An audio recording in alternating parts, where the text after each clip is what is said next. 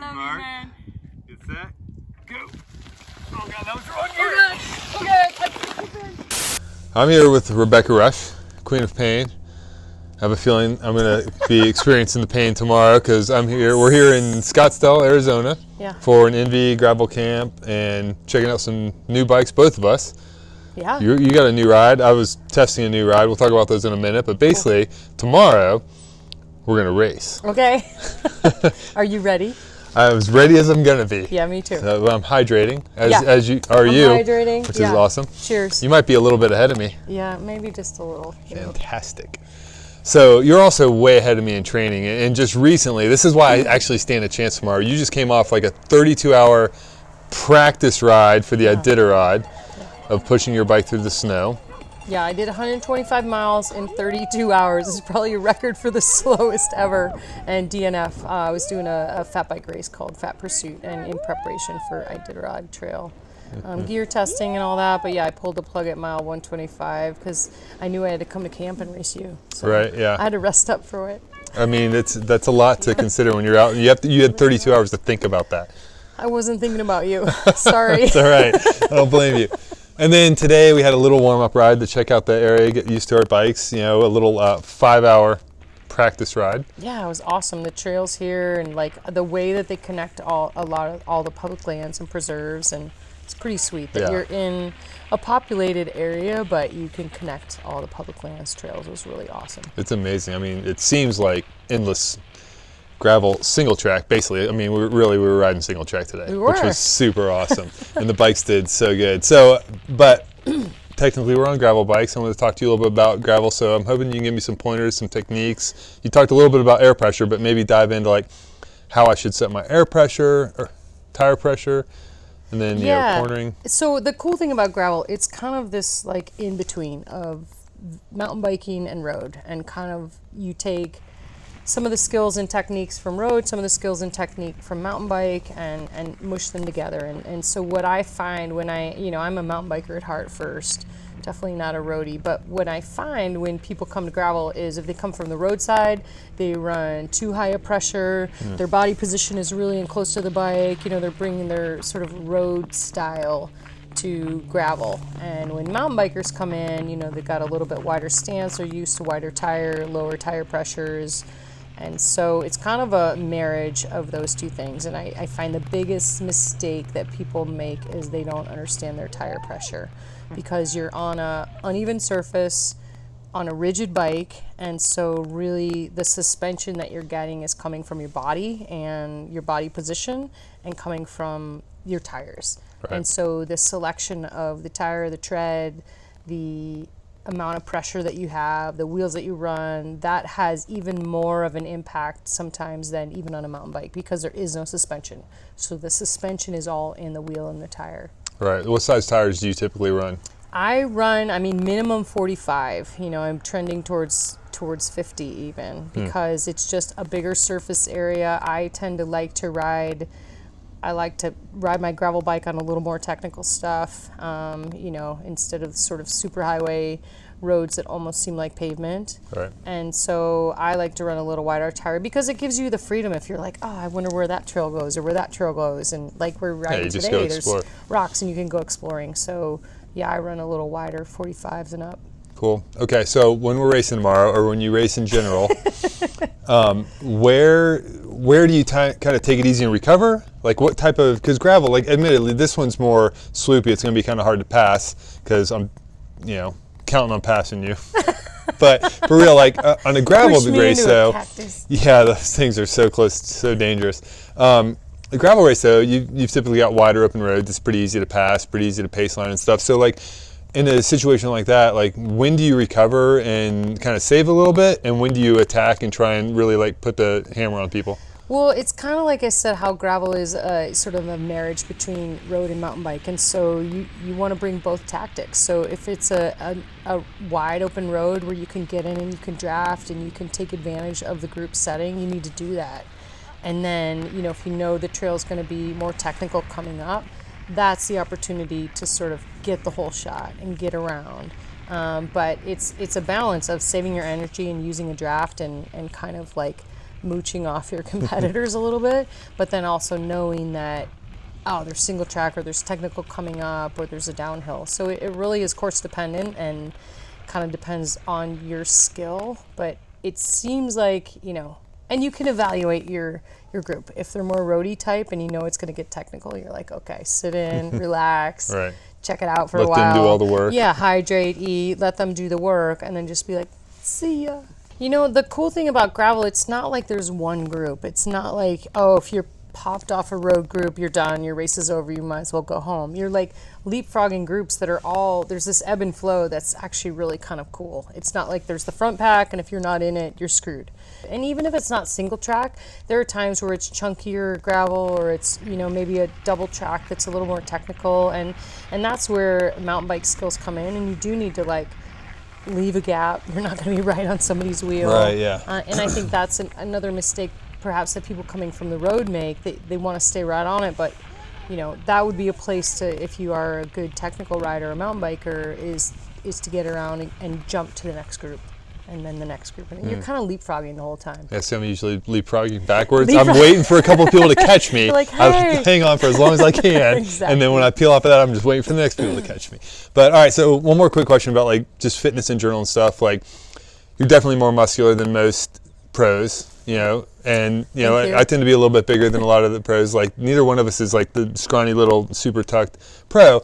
And I think for you, that comes from your adventure racing background, and then you were a firefighter as well, so you have to be strong.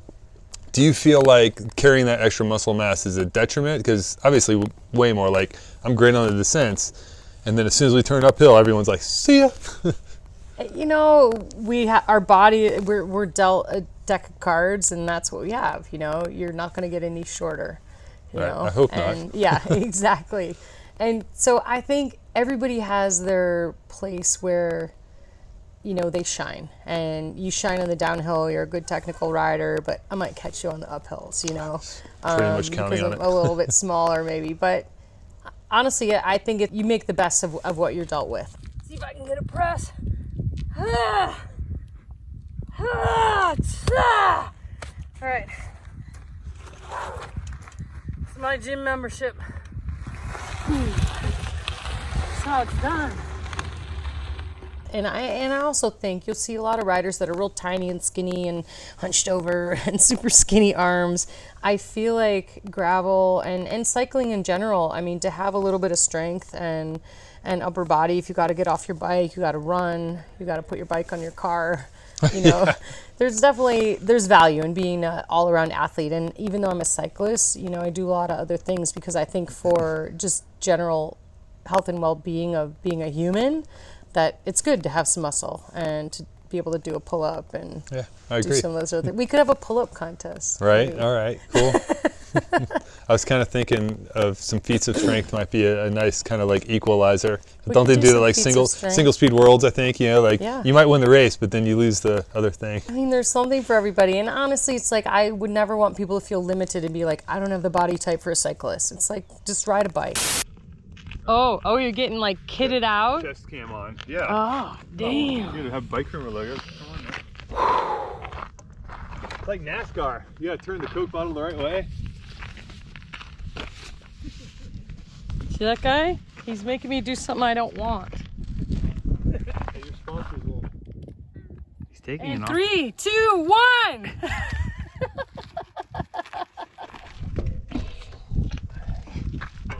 Still feel.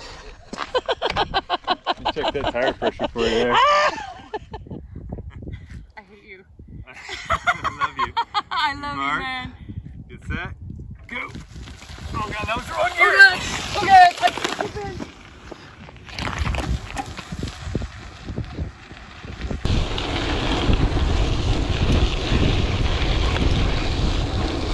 There's no way I should be hanging with you.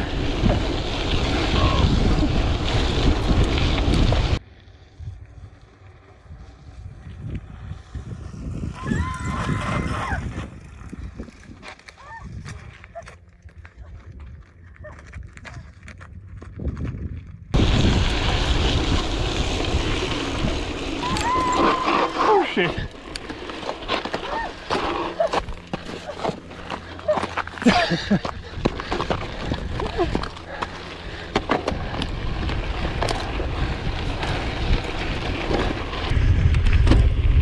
short race because we're both really tired. Maybe her more than me, but also because we didn't map out the course ahead of time, so we don't really know where we're going or where the finish line is until we get there. And I'm not sure how or where I could even pass her if I could.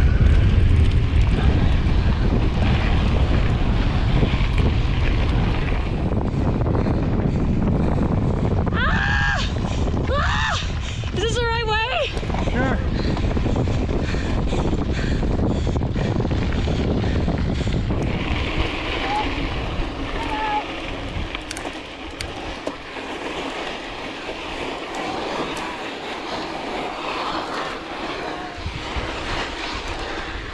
Ah, look at her taking advantage of the situation.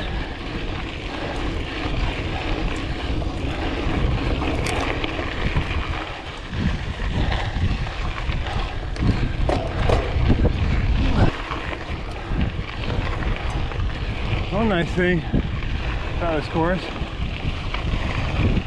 you have all these cactus to limit your speed, so it's pretty easy to lose control on this kitty litter and go right into one. So there's a mental barrier against absolutely penning it. And then of course, again, the fact that neither one of us have any idea where we're going. Whew.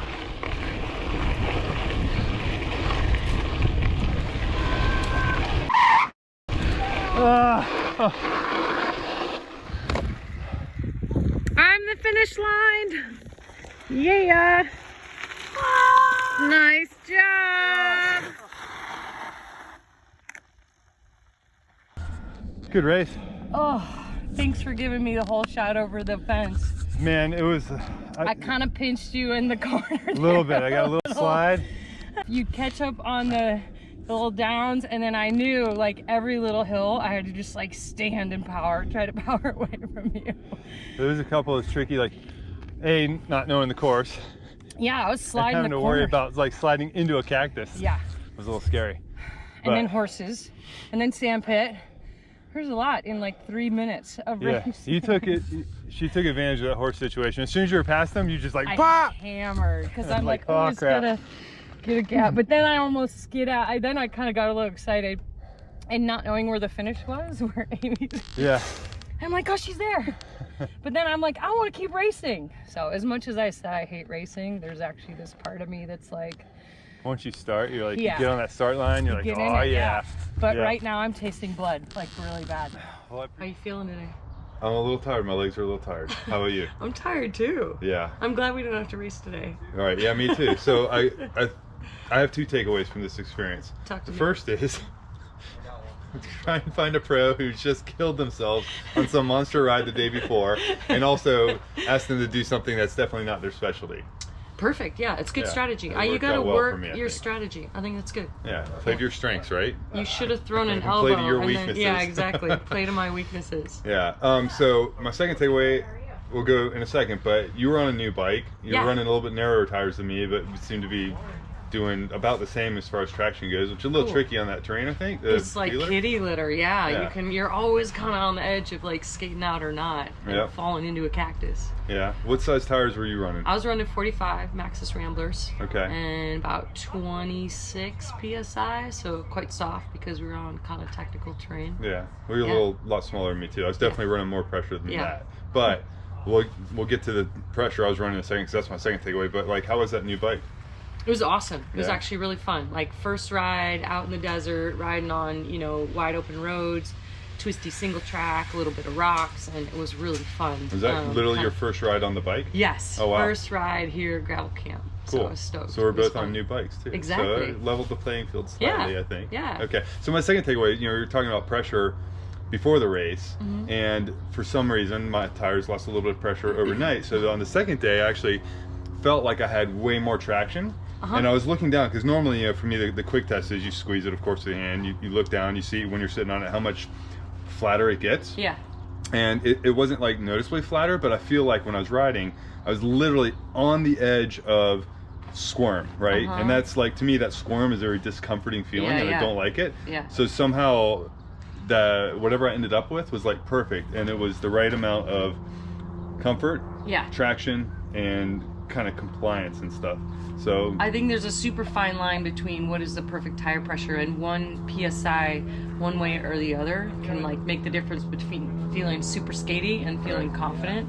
And I think, you know, tire pressure and tire width is kind of one of the #1 things that people really mess up in gravel, because you're asking a rigid bike to ride on, you know, uneven terrain, and so the tire, the wheel, that is really your foundation for how your ride goes. Right. Yeah. Cool. What'd you end up with? What was your? I don't. I wish I knew. No, I should have. You know, but I know. So on the first day, I started on the super fancy like $800 Indy tire inflation station thing, and I think I set it at like 35 and a half rear and about 33 front, which was maybe just a little bit too much. So I probably ended up in the very low 30s, you know, 30 to low 30s. Yeah, and for someone your size, I mean, that's for people to know that you're running low 30s on gravel tires. That's awesome. And they were big though. They were the 700 by 50s, so it was a bigger tire. Yeah, but that's good. Awesome. Yeah. It's fun stuff. Well, so I have race advice for you. You should have gotten the whole shot, because you can't pass on single track. Yeah, true. All right. You should have elbowed me. Just tackled you. Yeah, but that was super fun though. It was that fun riding was. with Thanks you. for being a good sport with it. I know you were tired, and it's all right. See you. The next one we'll race on a long Absolutely. I challenge you to a 3-day event next. All right, sometime, a couple years to prep.